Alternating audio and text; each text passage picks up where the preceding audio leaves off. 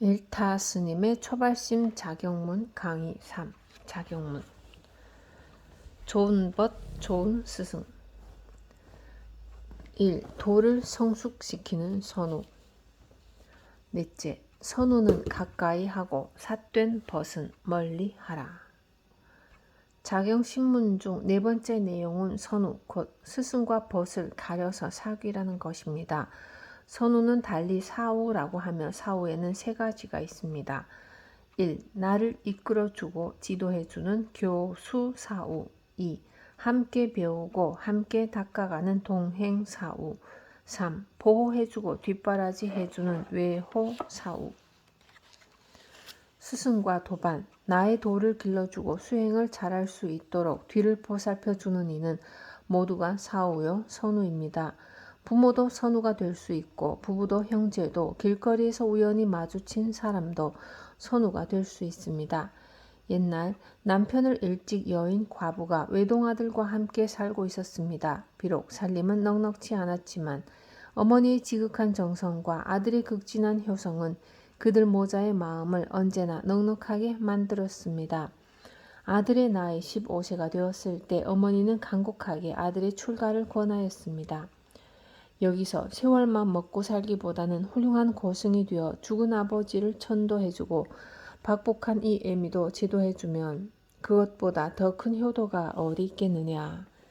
아들은 어머니의 뜻대로 출가하여 중이 되었습니다. 그러나 절에서의 생활도 속세와 크게 다를 바가 없었습니다.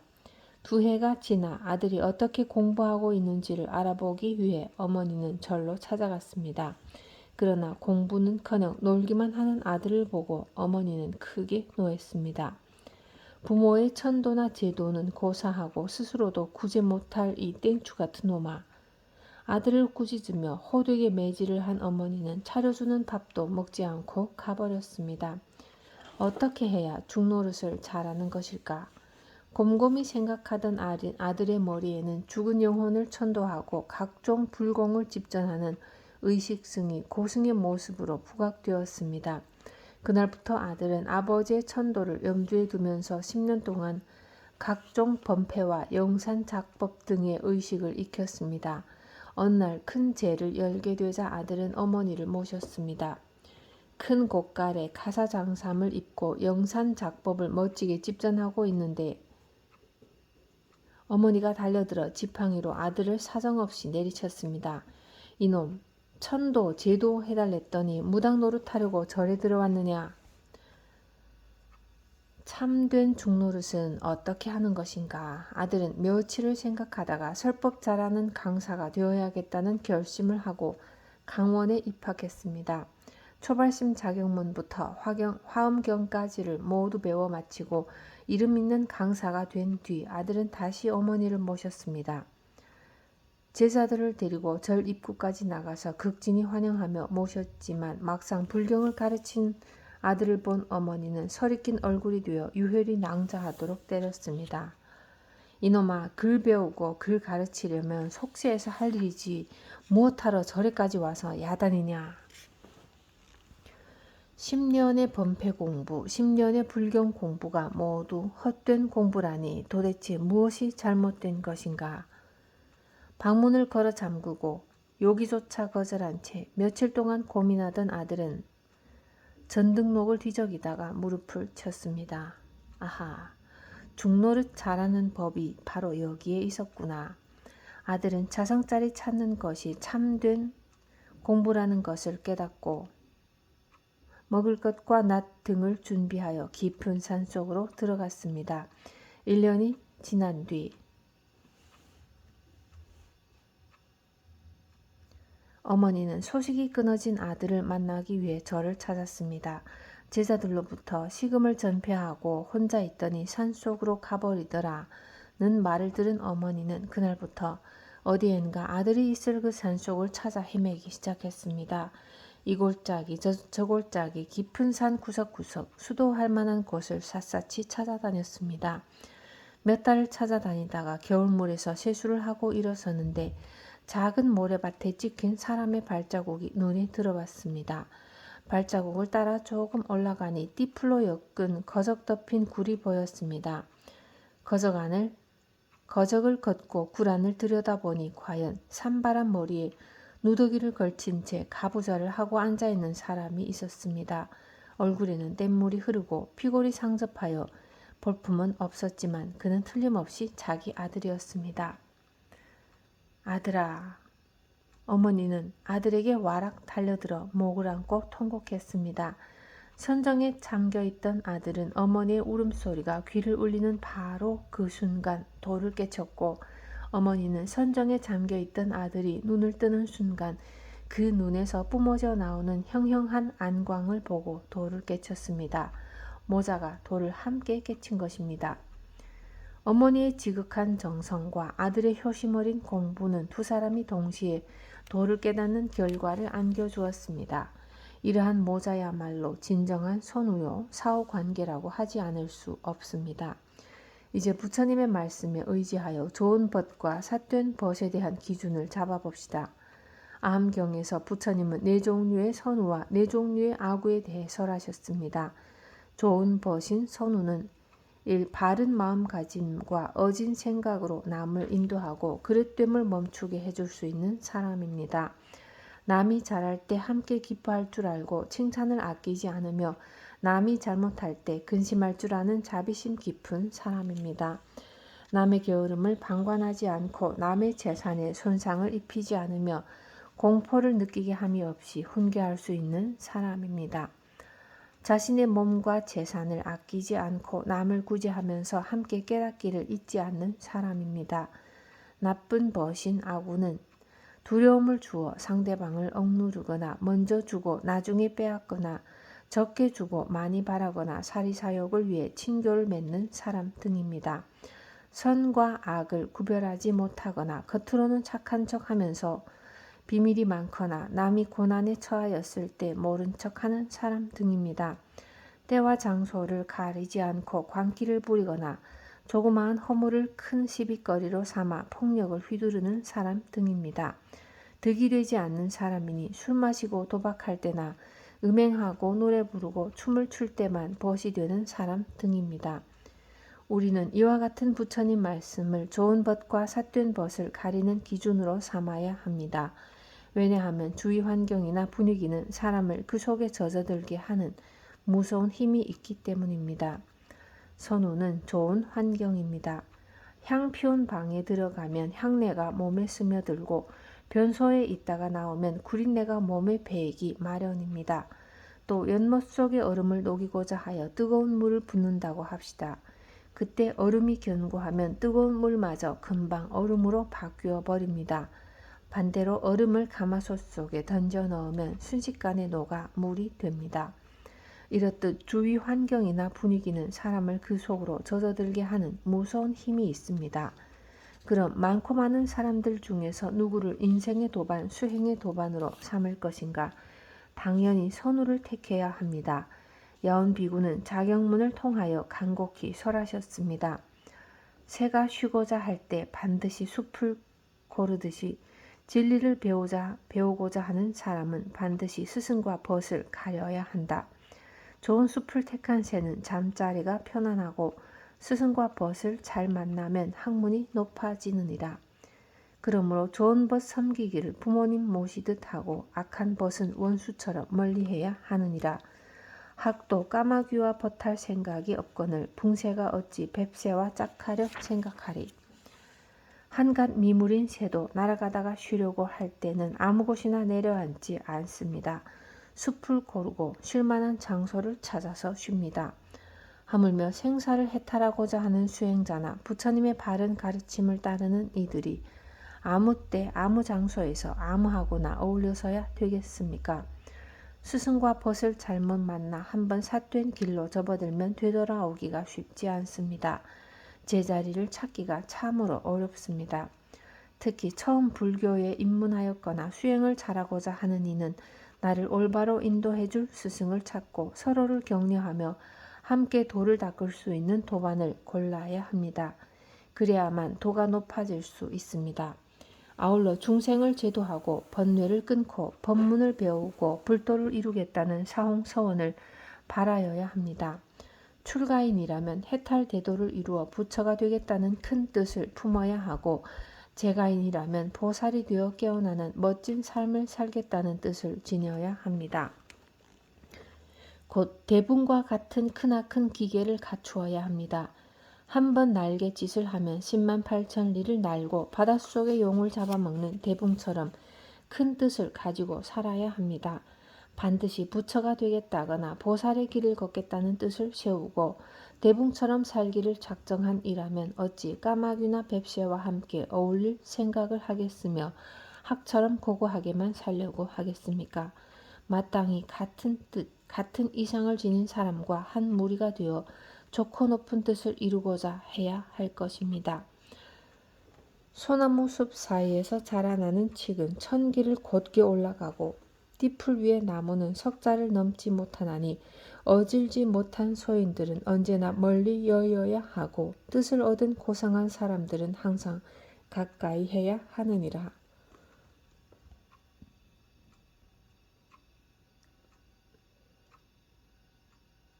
그렇습니다. 높고 깊고 훌륭한 뜻을 지닌 우리는 칡넝쿨이 되어야 합니다. 훌륭한 스승과 도반에 의지하는 칡넝쿨이 되어 살아가고 수행해야 합니다. 이렇게 공부하면 도가 점점 무르익어 천길을 뻗어 오를 수 있지만 스승과 도반 없이 띠풀 속에 혼자 서 있는 나무가 되면 아무리 자라본들 석자를 넘지 못하게 됩니다. 모름지기 출가 수행자라면 총림이나 격식을 갖춘 수행처를 찾아 좋은 도반들과 함께 수행하고, 제가 수행자라면 배움이 깊은 법회에 참여하면서 선우들과 함께 불법을 익혀야 합니다. 선우는 이 사바세계에서 피안의 세계로 함께 건너가는 도반입니다. 도반들은 서로서로 함께 타고 가는 배의 돛대와 삿대 같은 관계를 유지해야 합니다. 만일 서로를 소홀히 하게 되면 모두가 물에 빠져 죽게 됩니다. 그러므로 도반은 언제나 서로를 도와야 합니다. 서로를 돕고 아끼고 격려하고 일깨우면서 피안의 세계를 향해 나아가야 하는 것입니다.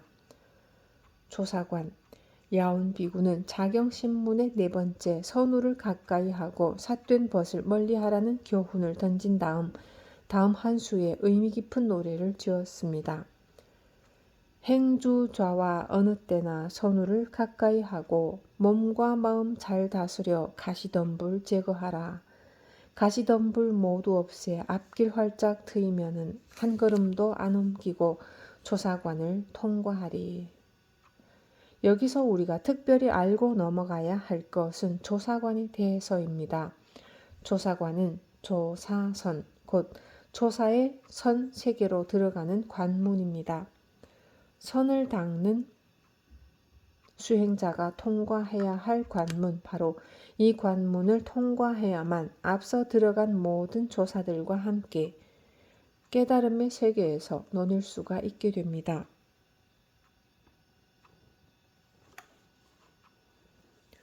그럼 이 관문은 누가 지키고 있는가? 앞서 도를 깨달은 조사가 지키고 있습니다.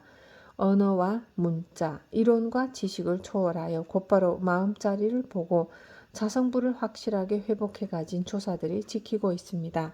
따라서 그 문을 통과하려는 자는 조사들로부터 수행을 점검받게 되고 한 채의 어긋남 없이 확실하게 깨달았음을 인가받으면 그 문을 통과하여 조사의 성 안으로 들어갈 수 있게 되는 것입니다. 그럼 어떻게 해야 조사의 관문을 통과할 수 있는가? 역대 조사들이 던진 화두의 참뜻을 깨달아야 합니다. 불자들이 잘 알고 있는 화두로는 조주스님의 무자가 있습니다. 개에게 불성이 없다고 한 이 무자 화두는 1700가지 화두 중에서 깨달은 이를 가장 많이 배출한 화두입니다. 부처님께서는 모든 중생에게 불성이 있다고 하셨는데 조주스님께서 무라고 하셨다. 무슨 까닭으로 무라고 하셨는가? 이것을 분명히 알게 되면 조사관을 능히 통과할 수 있게 되는 것입니다. 역사적으로 볼 때 수많은 출가 수행자와 제가불자들이 조사관을 통과하였는데 그중 향엄 지한 스님의 오도 기원을 살펴보도록 합시다. 왜냐하면 이 스님이 도를 깨달은 다음 조사선이라는 단어가 비로소 생겨났기 때문입니다. 당나라 말기에 살았던 향엄 스님은 총기가 특별하여 많은 사람들로부터 앞으로 국가의 유용한 제목이 되어라는 기대를 받고 자랐습니다. 그러나 어느 날 문득 세상 영화의 무상을 깨닫고 출가하여 백장선사를 찾아갔습니다. 애석하게도 백장선사가 얼마 지나지 않아 열반에 들었으므로 향엄 스님은 위산선사를 찾아가 가르침을 청하였습니다. 위산 스님은 향엄에게 냉엄하게 말했습니다. 너는 백장 스님 밑에 있을 때 하나를 물으면 열을 답하고 열을 물으면 백을 답했다고 들었으나 지나친 총명과 분별의식은 도리어 생사와 윤회의 근본이 될 뿐이다. 오늘은 그런 것을 다 버리고 말해보아라. 네가 부모의 태중에 들어가기 전에 본래 면목이 무엇인지를. 부모 미생전 본래 면목, 이 질문을 듣는 순간 향엄은 앞뒤가 꽉 막혀 도무지 답을 찾을 수 없었습니다. 아무리 생각하고 따져보아도 정답은 나오지 않았습니다. 향엄은 위산선사 앞에 엎드려 가르쳐 줄 것을 애원하였습니다. 오직 너 스스로 증득하고 깨달아야 한다. 향엄은 여러 서적을 뒤지면서 해답을 찾았으나 어느 곳에도 답은 없었습니다. 실망한 향엄은 모든 서적을 불살라 버리고 조그마한 암자를 찾아가 홀로 정진했습니다. 과연 부모 미생 전의 본래 면목이 무엇인고? 부모 미생 전 본래 면목, 본래 면목. 하지만 본래 면목은 그림자도 보이지 않았고 이렇게 몇 달 동안 본래 면목과 씨름하던 향엄은 어느 날 마당에 풀이 가득 차 있는 것을 보았습니다. 오늘은 저 풀이나 베어야겠다. 그런데 낫으로 풀을 베다 보니 낫에 걸리는 기와 조각이 있었는데 그는 무심결에 기와 조각을 집어 옆으로 휙 던졌고 기와 조각은 굵은 대나무에 가서 부딪혔습니다. 딱! 향엄 스님은 그 소리를 듣고 확철대오하였습니다. 부모 미생전 본래 면목을 확연히 깨달은 것입니다. 스님은 목욕을 하고 향을 사른 다음 멀리 위산 스님을 향해 감격의 눈물을 흘리며 큰 절을 올렸습니다. 스님의 대비되어는 부모보다 더 크옵니다. 만일 그때 저에게 언어를 빌어 답을 주셨던들 어찌 오늘의 법요를 맛볼 수 있으오리까.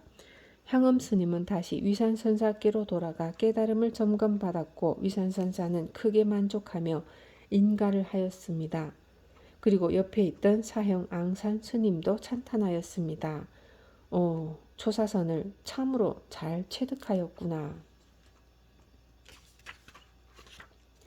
향엄 스님은 위산선사라는 선우를 만나 초사관을 통과할 수 있었습니다.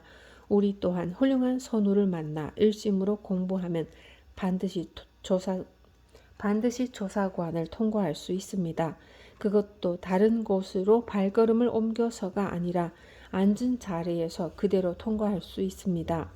이에 대해 야운 스님은 가시덤불을 제거하면 앞길이 훤히 트인다는 표현을 썼습니다. 실로 그렇습니다.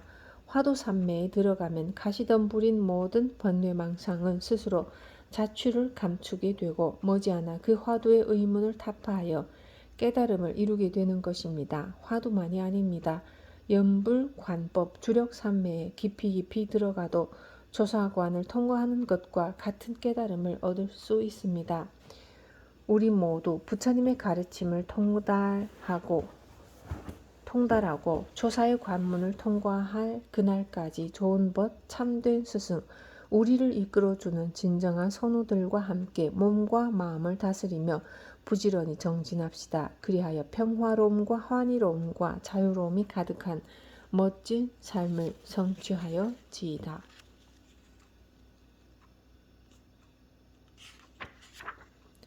마하바냐 파라밀.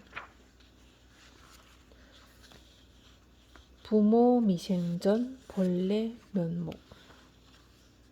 초사관.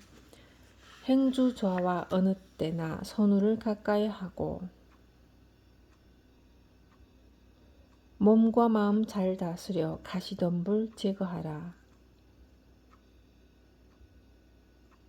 가시덤불 모두 없애 앞길 활짝 트이면 한 걸음도 안 옮기고 조사관을 통과하리.